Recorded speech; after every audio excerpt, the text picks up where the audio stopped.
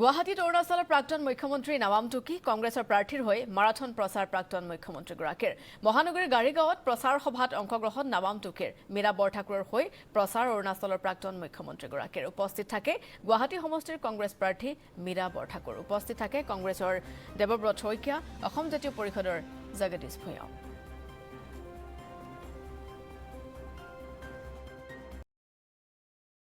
নিৰ্বাচনৰ যিখিনি প্ৰচাৰ চলাইছো ৰাইজৰ বিপুল সঁহাৰি পাইছো মোৰ বিশ্বাস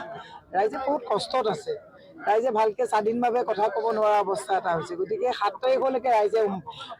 মানে বাট চাইছে ৭ তাৰিখৰ পিছত মানে ৪ জুনৰ পিছত এটা পৰিৱৰ্তন হ'ব য'ত ৰাইজে নিজা সিদ্ধান্ত নিজস্বভাৱে জীয়াই থকা এটা পৰিৱেশ হ'ব বিজেপিয়ে কৈছে যে নিৰ্বাচন প্ৰতিদ্বন্দ্বিতা কাৰো লগত নহয় কিন্তু কিমান মাৰ্জিনত জিকিব সেইটোহে তেওঁলোকে প্ৰতিদ্বন্দ্বিতা যদি নহয় 10 দিনত নৰেন্দ্ৰ মোদী ডাঙৰীয়া অমিত শ্বাহ ডাঙৰীয়া গুৱাহাটীত আহি বাছ ভাড়া কৰি মানুহ আনি বাছৰ ভিতৰত আকৌ 200 টকাকে দি ৰেজিষ্টাৰত চহী কৰাই পীযুষ হাজৰিকা মহিলাক ঠেলা হেগতা কৰি কেলে ইমান খং চং খাইছে তাৰমানে প্ৰত্যাহ্বান আছে নহ'লেনো ইমান খং খাই নে পীযুষ হাজৰিকা ডাঙৰীয়া কালি ঠেলা হেগতা কৰিছে মহিলাক দেখিছেন নাই খং কেলে খাইছে তাৰমানে তেওঁলোকৰ এইবাৰ যে মানে সান্দহ খোৱা বালি তল পৰিব গুৱাহাটী ৰাইজে সিদ্ধান্ত লৈছে 20 বছৰ দিলে বিজেপিক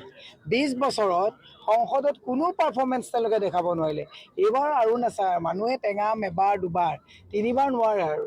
এই যোৱা তিনিবাৰ কিবা কৰিলে আৰু নোৱাৰিব আমি কালি গুৱাহাটী আহিলোঁ আজি 2 দিন কেম্পেইন হ'ল এই কেম্পেইন মতে মই দেখিলোঁ যে ইয়াতে আমাৰ কংগ্ৰেছ কেণ্ডিডেটসকলে জিকি আছে আৰু কমফৰ্টেবল বুথত জিকিব কালি বৰপেটা এইটো ধুবুৰী পাৰ্লিয়ামেণ্টাৰী কনষ্টিটিউচনত গৈ 2টা মিটিং এটেণ্ড কৰিলোঁ আজি গুৱাহাটীত মই 2টা মিটিং এটেণ্ড কৰিছোঁ 4টা মিটিং হৈ গ'ল অৰুণাচল ৰাইজে চেঞ্জ বিচাৰিছে এইবাৰ আৰু আমাৰ যিটো বৰ্তমান MP আছিলে আৰু ইউনিয়ন মিনিষ্টাৰ কিৰেণ ৰিজিজু আৰু ইষ্ট তাপিৰ গাঁও MP তেওঁলোকৰ 3 টাৰ্ম হৈ গ'ল কাৰণে এণ্টি ইনকামেঞ্চি বেছি আৰু গতিকে এইবাৰ ৰাইজে তেওঁলোকক চেঞ্জ বিচাৰিছিলে ময়ো কণ্টেষ্ট কৰিছিলোঁ এইবাৰ আমাৰ কংগ্ৰেছ কেন্দ্ৰীয় 2টাই জিকিব লাগে এবাৰ ৰাইজক আমি কৈছোঁ ভোট দিওঁতে তেখেতসকলে পূৰ্বৰ বিজেপিৰ প্ৰতিশ্ৰুতিখিনিৰ কথা মনত পেলাওক আৰু সঁচাকৈয়ে যোৱা সময়ছোৱাৰ নিৰ্বাচনী প্ৰতিশ্ৰুতি অনুসৰি অসমৰ কাৰণে কাম কৰিলে ৰাইজৰ কাৰণে কাম কৰিলে নে নকৰিলে এই কথাখিনি চাই ভোট দিবলৈ অনুৰোধ জনাইছোঁ আৰু ৰাইজৰ সঁহাৰি পাইছোঁ কাৰণ বিজেপি দলে যি ভিজন ডকুমেণ্ট দিছিল দৃষ্টিপত্ৰ